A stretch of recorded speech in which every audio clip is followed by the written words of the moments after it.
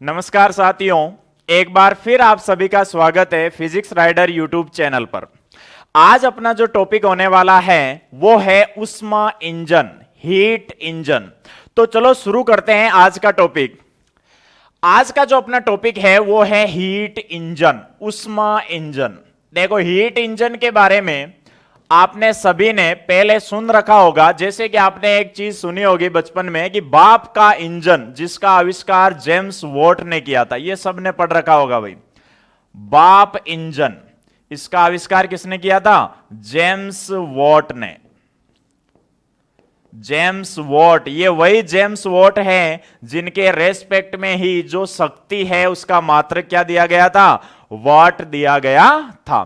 तो इसी भाप, जिसको यहां पर हम देखेंगे उष्मा के रूप में, एक्चुअल में भाप होती है वो तो किससे बनती है? जल से बनती है।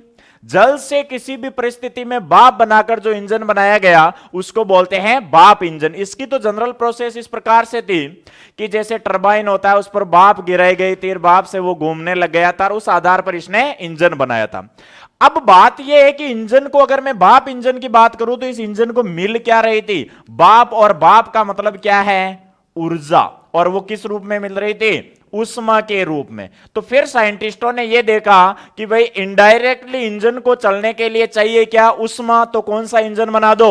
उष्मा इंजन ही बना दो, जिसमें उष्मा आप अलग अलग तरीके से यूज में ले सकते हो, अलग अलग कार्यकारी पदार्थों से उष्मा प्राप्त कर सकते हो।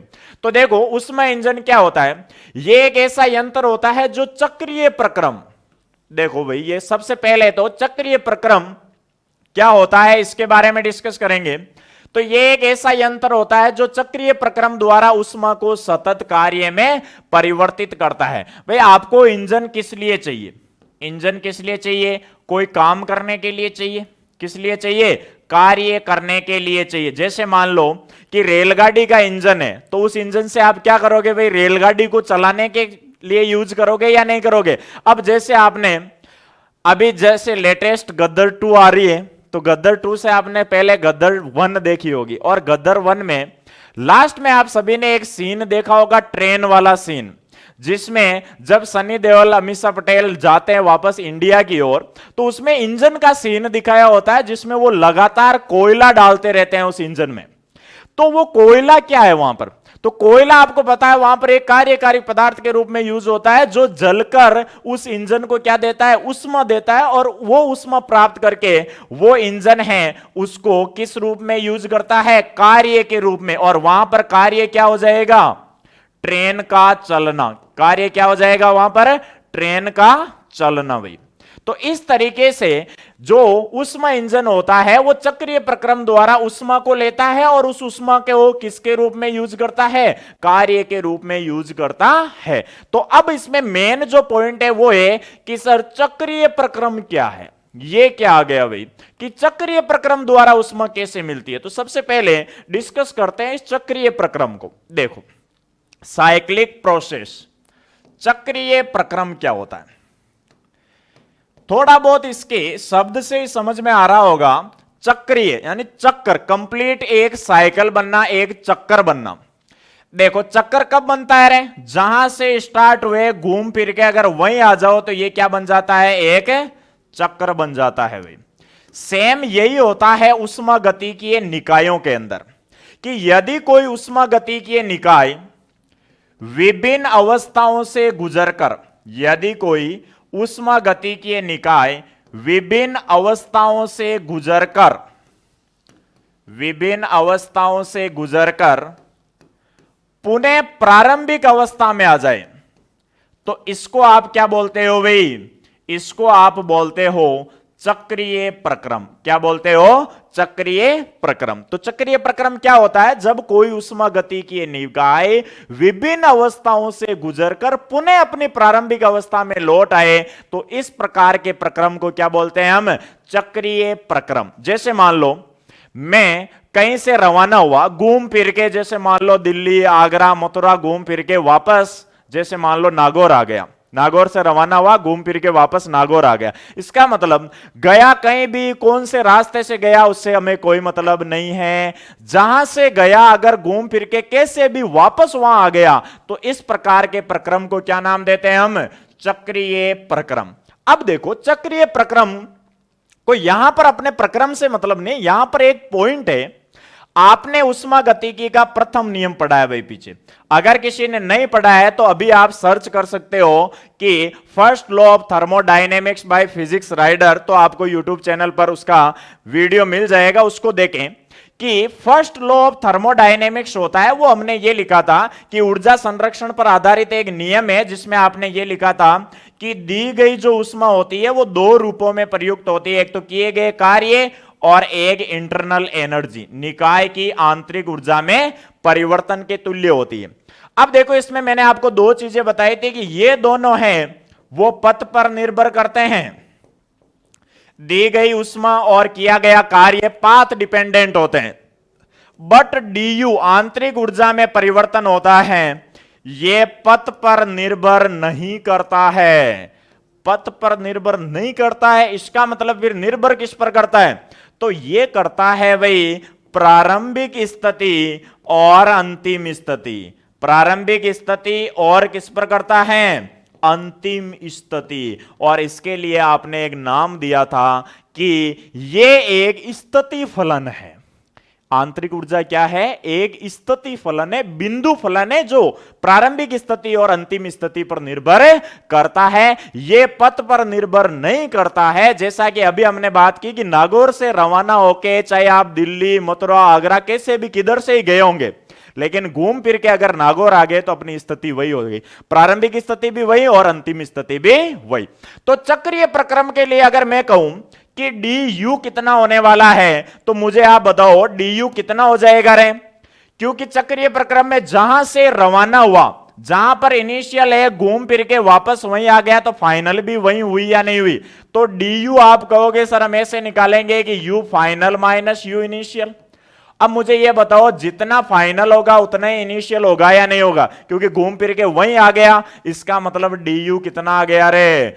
0। ये एक इंपॉर्टेंट पॉइंट है भाई चक्रीय प्रक्रम के लिए कि चक्रीय प्रक्रम में किसी निकाय की आंतरिक ऊर्जा में परिवर्तन सदैव क्या होता है?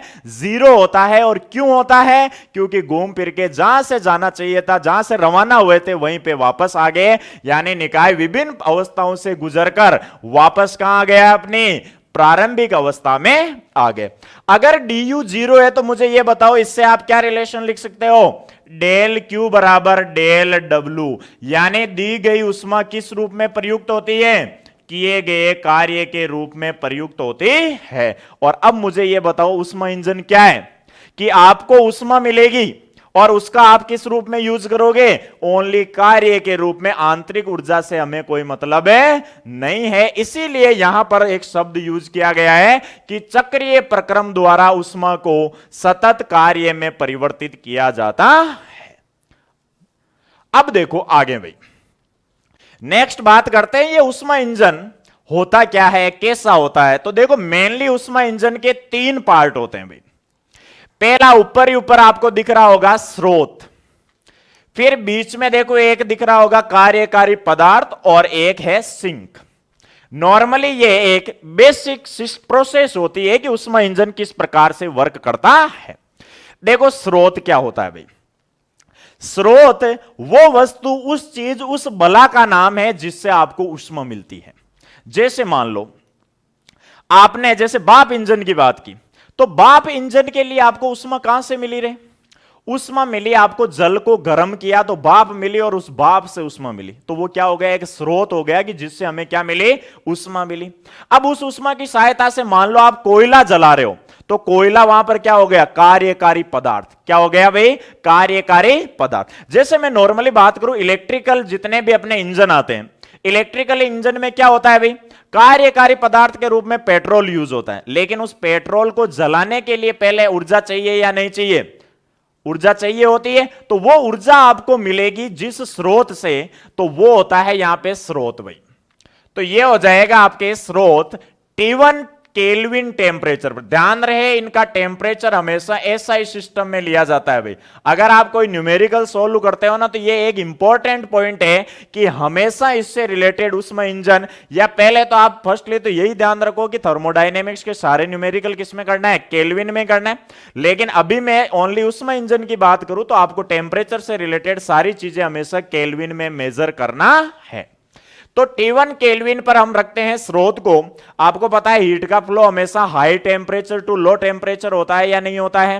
तो T1 is greater than T2, इसका मतलब T1 वाला ये उच्च ताप पर है, हाई टेम्परेचर पर है, और नीचे आप देखो सिंक है वो निम्न ताप पर है भाई, लोअर टेम्परेचर पर है।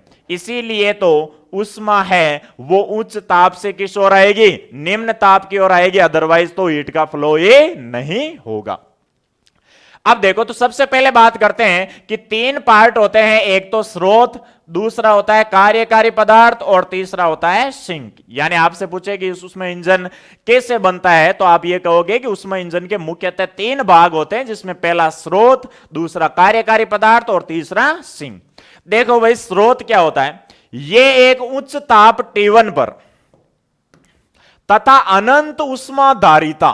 सबसे पहली बात, उष्माधारिता क्या होती है, किसी भी पदार्थ की उष्मा ग्रहण करने की क्षमता को क्या बोलते हैं, उष्माधारिता। भाई मान लो उष्मा देगा कौन, जिसके पास उष्मा होगी वही तो देगा। जैसे आपने देखा होगा इलेक्ट्रिसिटी पढ़ते हो आप तो उसमें आपने पढ़ा होगा कैपेसिटर, संधारित्र। अब भाई आप ये कहते हो कि संधारित्र पंखे, एयर, फ्रीजर, कूलर इनमें सब में लगा हुआ होता है, तो किस लिए लगा होता है, ताकि उसको चलाने के लिए इनिशियली वो क्या दे दे, जितना उनको चार्ज चाहिए चलने के लिए, जितने करंट चाहिए वो कैपेसिटर दे दे। अरे भाई कैपेसिटर देगा कहां से जब उसके पास होगी, और उसके पास होती कहां से, क्योंकि संधारित्र के पास एक ऐसी प्रॉपर्टी होती है जिसको आप नाम देते हो धारिता, आवेशों को ग्रहण करने की क्षमता। वैसे ही किसी पदार्थ की होती है उष्माधारिता, उष्मा को ग्रहण करने की क्षमता। तो इसकी अनंत उष्माधारिता होती है भाई। आपको ऐसा स्रोत लेना है जिसकी उष्माधारिता अनंत हो, ताकि जितना इंजन को उष्मा चाहिए वो लगातार उस स्रोत से मिलती रहे सतत रूप से। कि एक वस्तु है जिससे नियत ताप पर उष्मा Q1 ली जाती है, इससे उष्मा ली जाती है Q1।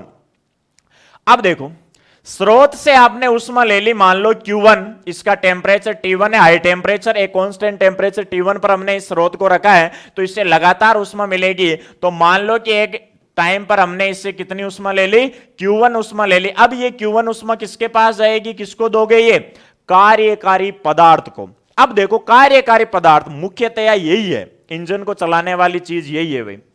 कार्यकारी पदार्थ क्या होता है, ये एक ऐसा पदार्थ होता है जिसके द्वारा कार्य किया जाता है। यानी इंजन, जैसे मान लो, जैसे अभी हम गदर वाला एग्जांपल ले रहे थे, तो ट्रेन को चला रहा है, ट्रेन को कौन चला रहा है भाई, इंजन। अब इंजन में चलाने के लिए उष्मा चाहिए, और वो उष्मा किस पदार्थ के रूप में मिल रही थी, कोयले के रूप में। किस रूप में मिल रही थी, कोयला। तो कोयला वहां पे क्या हो गया, कार्यकारी पदार्थ। ऐसे ही जैसे आपने देखा होगा नॉर्मल गाड़ी चलती है, तो गाड़ी चलने में जो इंजन, इलेक्ट्रिकल इंजन यूज होता है, उसके अंदर जो कार्यकारी पदार्थ होता है वो क्या होता है कि सर जैसे पेट्रोल यूज करते हो, डीजल यूज करते हो, ये सारे क्या है, कार्यकारी पदार्थ होते हैं। तो जिसके द्वारा कार्य किया जाता है उसको क्या बोलोगे, कार्यकारी पदार्थ। जैसे वाष्प हो गई या पेट्रोल। अगर वाष्प वाला इंजन है, जैसे भाप इंजन है तो उसमें वाष्प हो जाएगी, पेट्रोल इंजन है, डीजल इंजन है तो डीजल वाला हो जाएगा, कोई कोयले से चलने वाले तो कोयला हो जाएगा। अब देखो कार्यकारी पदार्थ, ये जैसे ही उष्मा Q1 लेगा तो उसका यूज कार्यकारी पदार्थ किसमें करेगा, काम करने में करेगा। लेकिन ध्यान रहे, मेन जो पॉइंट है, कोई भी उष्मा इंजन इतना आदर्श नहीं है कि जितनी उष्मा मिली, यानी जैसे मान लो इसको 100 जूल की उष्मा मिली तो ये 100 जूल का कार्य कर दे, ऐसा कोई बना ही नहीं है आज तक।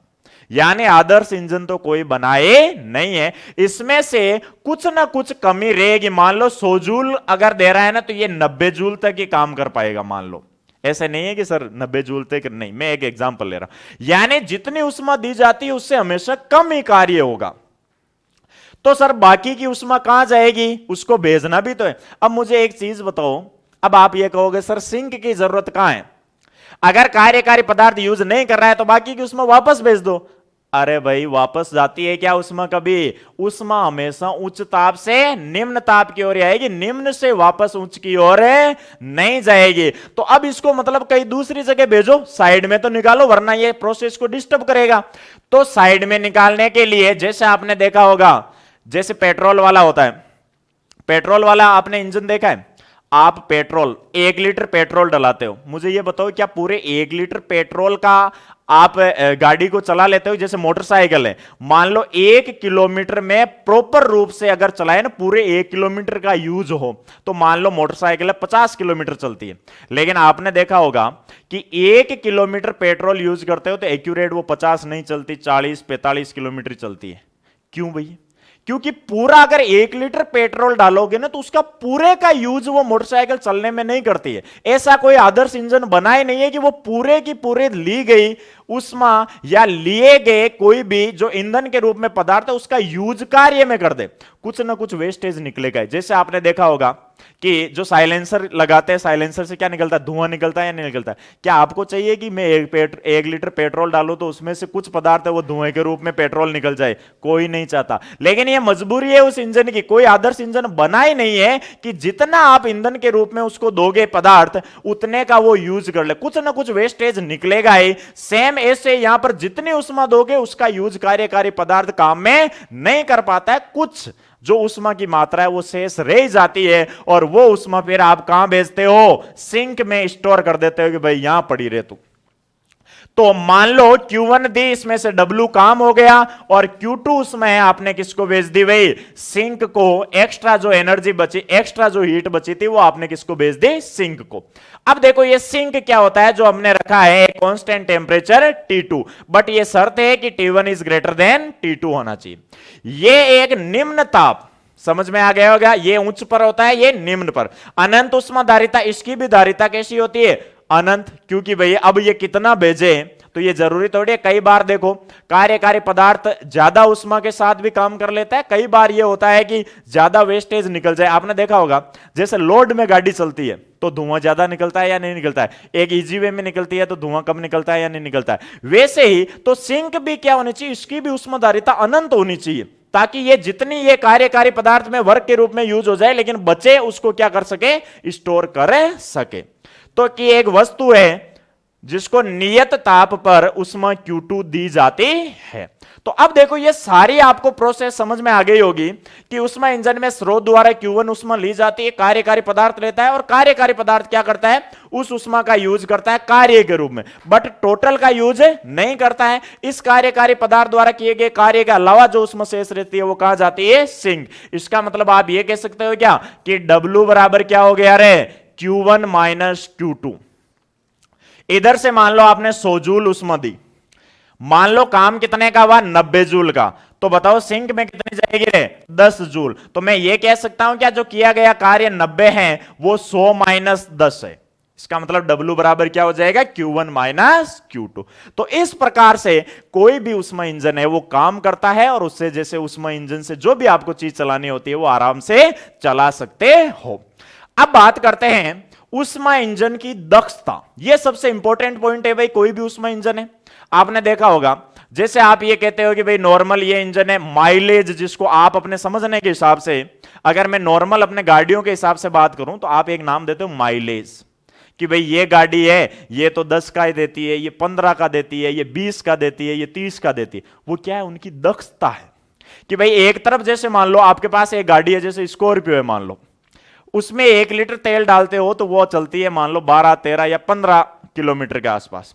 वही मान लो छोटी गाड़ी है जैसे स्विफ्ट डिजायर है मान लो, तो ये अगर आप 1 लीटर तेल डालोगे ना, उसके अंदर पेट्रोल या डीजल यूज करोगे ना, तो वो मान लो 25 किलोमीटर चलती है। तो आपके हिसाब से दक्ष ज्यादा कौन है? स्विफ्ट दक्ष ज्यादा है, क्योंकि वो आप एक जितना उसको कार्यकारी पदार्थ के रूप में जितना ईंधन दे रहे हो उससे वो ज्यादा काम करके दे रही है आपको, बल्कि वही वो जो दूसरे वाली गाड़ी है वो कम दे रही है। तो इसी को बोलते हैं कि उसका उष्मा इंजन कितना दक्ष है। दक्ष कौन सा ज्यादा होगा? जिसमें जितनी उष्मा दो उसमें सबसे ज्यादा जो काम करे। यानी कहने का मतलब अगर मैं इसके हिसाब से बात करूं ना कि दक्ष कौन सा होगा, एक जैसे मान लो इंजन 100 जूल उष्मा दी, उसने 90 जूल का काम किया और 10 जूल सिंक को भेज दी। दूसरा एक इंजन है, उसको भी 100 जूल दी और मान लो 95 जूल उसने काम कर लिया और सिंक को कितनी भेजी, 5 जूल। बताओ कौन सा दक्ष ज्यादा होगा? तो ऑब्वियसली पता है कि सर सबसे ज्यादा काम इसमें हुआ है, वेस्टेज बहुत कम गया है, इसका मतलब ये दक्ष ज्यादा होगा। तो किसी ऊष्मा इंजन की दक्षता को आप इस प्रकार से मैथमेटिकली फाइंड आउट कर सकते हो कि किया गया कार्य कितना है और दी गई ऊष्मा, यानी आपने जितनी ऊष्मा दी उसमें से कार्य कितना हुआ है, तो किए गए कार्य और दी गई ऊष्मा का अनुपात ही क्या कहलाता है, इंजन की दक्षता। अब देखो W को आपने पीछे लिखा था, W बराबर होता है Q1 माइनस Q2, स्रोत द्वारा ली गई ऊष्मा, सिंक को दी गई ऊष्मा। तो आप नीटा बराबर लिख सकते हो, ये नीटा होता है, ये W बराबर क्या लिख सकते हो, Q1 माइनस Q2 बटा Q1, और इसको आप दोनों तरफ लिखो तो ये हो जाएगा 1 माइनस Q2 अपॉन Q1। ये होती है वही इंजन की दक्षता। अब कई बार आपने देखा होगा परसेंटेज में, प्रतिशत में पूछी जाती है, प्रतिशत में ऊष्मा इंजन की दक्षता, ऊष्मा इंजन की दक्षता। तो क्या करना है आपको, परसेंटेज निकालना है, तो नीटा परसेंटेज में कितनी आएगी, 1 minus Q2 upon Q1 into क्या कर दो, 100 कर दोगे तो ये किस में आ जाएगी, परसेंटेज में आ जाएगी। क्लियर है? इस फॉर्मूले की सहायता से आप किसी भी ऊष्मा इंजन की दक्षता निकाल सकते हो। अब देखो एक बात आती है आदर्श इंजन का कॉन्सेप्ट, कि कोई भी इंजन है वो आदर्श इंजन हो सकता है क्या? पहली बात तो अपने आज तक ही कोई ऐसी चीज नहीं बनी है जो आदर्श हो, बस हम ये मान के ही चलते हैं, अनुमान ही लगाते हैं कि भाई आदर्श होती, क्योंकि आदर्श अनुमान लगा के चलना पड़ता ताकि वहां तक पहुंचने के लिए जरूरी हो, यानी पॉसिबिलिटी रहे, ज्यादा से ज्यादा और खोज होती रहेगी हाँ आदर्श के नजदीक, उससे ज्यादा, बट आइडियली आज तक कोई भी नहीं है। जैसे आपने देखा होगा आजकल बहुत सी गाड़ियां हैं, पहले क्या माइलेज थे और आज कितने माइलेज है। पहले जैसे पुरानी जो बसें आती थी आज के 10-15 साल, वो 2-2, 3-3 किलोमीटर चलती थी 1-1 लीटर में, तो आजकल 5-6 तक चली। इसका मतलब उनकी दक्षता इंप्रूवमेंट हुआ है या नहीं हुआ है? तो आदर्श का एक कॉन्सेप्ट अपने माइंड में होने चाहिए ताकि उस तक पहुंचने की कोशिश लगातार रहे, बट कोई भी आइडियल आज तक बनी नहीं है, चीज आदर्श नहीं बनी है। तो देखो एक आदर्श इंजन वास्तव रूप में से तो कोई भी ये पॉसिबल वाली चीज नहीं है, बट फिर भी अगर हम इसको माने कि आदर्श इंजन कौन सा हो सकता है, तो मुझे ये बताओ आदर्श इंजन कौन सा हो सकता है, जो दी गई ऊष्मा है उसको पूरे के पूरे को किसके रूप में यूज कर ले, किए गए कार्य के रूप में यूज कर ले, तो यही तो आदर्श है, यानी वेस्ट बिल्कुल कुछ निकाले ही नहीं। इसका मतलब Q2 बराबर क्या कर दे, 0। अगर Q2 बराबर 0 हो जाए तो मुझे ये बताओ इसकी दक्षता क्या होगी, 1 माइनस Q2 अपॉन Q1 था। अगर ये 0 हो जाएगा तो नीटा बराबर कितना आ गया, 1। अगर मैं परसेंटेज में कहूं तो कितना आ गया, 100%। यानी एक आदर्श इंजन की दक्षता कितनी होती है, 100% होती है भाई। आदर्श इंजन की दक्षता 100% होती है। अगर कोई आदर्श इंजन बना लेता है तो उसकी दक्षता कितनी होती, 100%। यानी आप जितनी ऊष्मा उसको दोगे वो पूरे के पूरे का यूज किसमें करेगा, कार्य में करेगा, फालतू का वेस्ट बिल्कुल भी नहीं निकालेगा। बट प्रैक्टिकली ये पॉसिबल नहीं है क्योंकि कोई भी चीज आदर्श नहीं होती है। तो बताओ कि नॉर्मल प्रायोगिक रूप से जो साधारण ऊष्मा इंजन होते हैं, साधारण ऊष्मा इंजन होते हैं आदर्श के अलावा वाले, उनकी दक्षता होती है वो सदैव 1 से क्या होती है भाई, कम होती है, सदैव 1 से कम होती है। क्योंकि 1 पर तो आदर्श आ जाएगा, 1 से सदैव कम होगी। यानी आप ये कह सकते हो कि परसेंटेज में हमेशा 100% से कम ही होती है।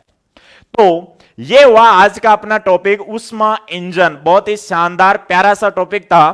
तो आराम से इस ऊष्मा इंजन को, जो भी किसी को नोट्स बनाना है तो आराम से नोट्स बनाओ इसके बढ़िया आराम से, और पूरा टॉपिक कंप्लीट है आपका। हीट इंजन, ऊष्मा इंजन क्या होता है, किस प्रकार से वर्क करता है और इसकी दक्षता क्या होती है। मिलते हैं नेक्स्ट वीडियो में, तब तक के लिए जय हिंद जय भारत।